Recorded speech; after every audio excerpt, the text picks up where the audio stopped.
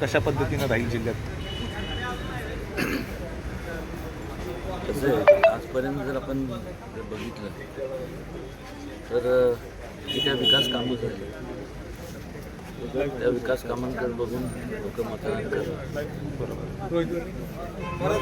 यावेळी पहिल्यांदाच भाजपच्या चिन्हावर दोन्ही राजे एकत्र लढत आहेत. म्हणजे आतापर्यंत आघाडीवरून निवडणुका होत होत्या.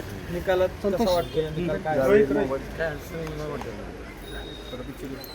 साहेब, ज्या नगरपालिकांच्या निवडणुका पुढे ढकललेल्या त्या ठिकाणी 20 तारखेला मतदान होणार आहे, 21 तारखेला मतमोजणी होणार आहे.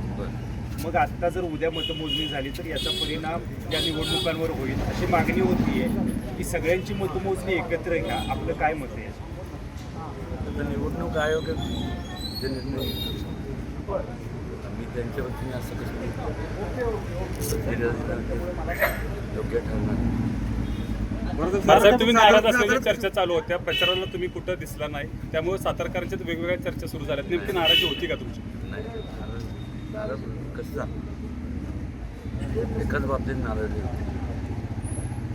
माझी पण इच्छा होती फॉर्म भरायची, माझा फायदा भरायचा. कार्यकर्त्यांमध्ये काय झालं की काही जण इच्छुक बरेचसे होते आपल्यामध्ये, पण इच्छुकांनी पण बंडखोरी केलेली आहे, त्याबाबत काय? कसं आहे की आता जागा मोजक्या आहेत आणि इच्छुक म्हणजे स्वाभाविक आहे, म्हणजे इच्छा प्रत्येकाची इच्छा असणारच. आता ज्याचं मिळालं नाही त्यांनी काय निर्णय घेतला तर त्यांचं वैयक्तिक प्रश्न आहे. पण विकास कामांकडे बघून लोक मतदान करतात.